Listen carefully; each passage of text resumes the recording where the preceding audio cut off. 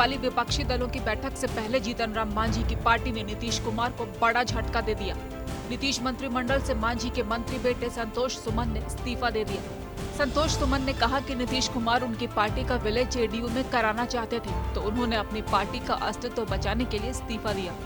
इस बीच जीतन राम मांझी का भी बयान सामने आया। मांझी ने कहा कि वो अभी महागठबंधन के साथ हैं। नीतीश कुमार अगर उनकी बातों को मान लेते हैं तो वो आगे भी उनके साथ रहेंगे। बेटे के इस्तीफे के बाद जीतन राम मांझी मंत्री विजय कुमार चौधरी से मिलने पहुंचे थे।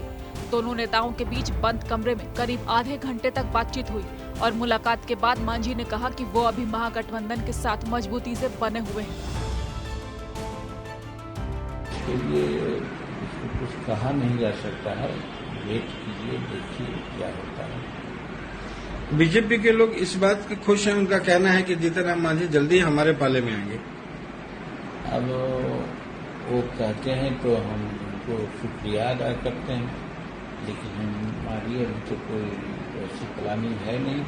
और ये हम महागठबंधन में हैं। नीतीश कुमार जब तक हमारी बातों की मान्यता देते रहेंगे तब तक उनसे हटने का क्या सवाल है। जब नकारात्मक कोई बातें होगी, कोई शर्त के आधार पर कहाँ बात नहीं होगी तभी न हो सकता है, तो ऐसी बात तो अभी है नहीं। इन्हीं सारे हंगामों के बीच बीजेपी विधायक पवन जायसवाल मांझी के घर पहुंचे। वहां उन्होंने संतोष सुमन से मुलाकात की और जीतन राम मांझी को अपना गार्जियन बताया। साथ ही बीजेपी नेता संजय जायसवाल ने भी इस इस्तीफे पर अपनी राय रखी। नीतीश कुमार जी को जब माननीय जीतन राम मांझी ने यह कर दिया कि मेरा बेटा सबसे ज्यादा पढ़ा लिखा है और मेरे बेटे से ज्यादा शिक्षित कोई दूसरा नहीं है, उसी दिन पूरे बिहार की जनता को समझ में आ गया था कि नीतीश कुमार जी अब इतना मजबूर करेंगे कि वह उनको छोड़ के भागना पड़ेगा जीतन राम मांझी जी को। आज के समय में खड़ाऊ मुख्यमंत्री हैं, उनका कार्य है कि तेजस्वी के राह के कांटों को हटा करके तेजस्वी जी को मुख्यमंत्री बनाना। और इसी के कारण जो भी पढ़ा लिखा व्यक्ति है, खास करके युवा और जो दूसरे जनरेशन के नेता हैं, उनके बच्चे अगर पढ़ लिख गए हैं तो नीतीश कुमार जी की मजबूरी है कि लालू जी के आदेश पर सबको बाहर करें। अनुसूचित जाति समाज के प्रति लालू जी ने की जो नफरत थी उस समय में हमने देखा, सैकड़ों अनुसूचित जाति के लोगों की हत्याएं लालू जी के राज में हुई थी। और आज भी जब वो दोनों मिल गए हैं तो बेइज्जत करके एक अनुसूचित जाति के मंत्री। संतोष सुमन के इस्तीफे के बाद विपक्ष लगातार नीतीश कुमार पर हमलावर है। लोक जनशक्ति पार्टी रामविलास के अध्यक्ष चिराग पासवान ने भी संतोष के इस्तीफे को लेकर नीतीश कुमार को कटघरे में खड़ा किया। इतिहास गवाह रहा है कि मुख्यमंत्री नीतीश कुमार जी पे जब जब जो भी कोई आस्था जताते हुए उनके पास वापस गया है तो वहां पर उन्हें सिर्फ धोखा और निराशा ही हाथ लगी है।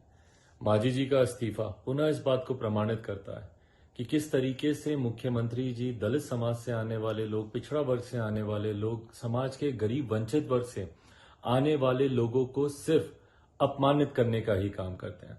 जहां एक तरफ मुख्यमंत्री जी विपक्षी एकता का नारा बुलंद करने में लगे हुए हैं, ऐसे में कब उनके नीचे से ही जमीन खिसकती जा रही है, संभवतः शायद उनको इस बात का एहसास ही नहीं हो रहा है। जहां एक तरफ वो विपक्ष के घर को मजबूत कर रहे हैं, वहीं दूसरी तरफ उनके खुद के कुनबे की गांठें यहां पे खुलती जा रही हैं। बहरहाल ये शुरुआत है मुख्यमंत्री नीतीश कुमार जी के नेतृत्व को अस्वीकार करने वाले स्वरों के उठने की। आने वाले दिनों में संभवतः कई ऐसे और दल होंगे जब जो व्यक्ति अपने खुद के घर को नहीं संभाल पा रहे हैं। ये तो उन्हीं के ही घटक दल थे ना, इतने समय से, लंबे समय से उनके साथ में थे। जब यही उनके नेतृत्व को नहीं स्वीकार कर पा रहे हैं तो ऐसे में आने वाले दिनों में जो ये एक विपक्षी एकता का मंच तैयार करने का ये प्रयास कर रहे हैं, ऐसे में जो दूसरे प्रदेशों से आने वाले नेता हैं या दल हैं, वो इनके नेतृत्व को कैसे स्वीकार करेंगे, उस पे प्रश्न चिन्ह आज की इस घटना से ही खड़ा होता है। जीतन राम मांझी लोकसभा चुनाव में 5 सीटों की मांग कर रहे हैं। पिछले दिनों उन्होंने साफ शब्दों में कहा था कि अगर उन्हें 5 सीट नहीं मिलती तो कार्यकर्ताओं की भावनाओं का उन्हें सम्मान करना होगा। इसके साथ ही वो महागठबंधन में कोऑर्डिनेशन कमेटी बनाने की मांग भी कर रहे थे। पिछले दिनों उन्होंने नीतीश कुमार से अपने सभी विधायकों के साथ मुलाकात की थी। कहा जा रहा है कि नीतीश कुमार ने मांझी की मांगों को ज्यादा तवज्जो नहीं दिया, जिसके बाद उनके बेटे ने पद से इस्तीफा दे दिया। इस्तीफे के बाद बीजेपी नेताओं से संतोष सुमन की मुलाकात भी कई कहानियों की वजह बन रही है, यानी उठापटक पूरी है। बस देखना ये है कि बिहार की राजनीति का ऊंट इस बार किस करवट बैठता है।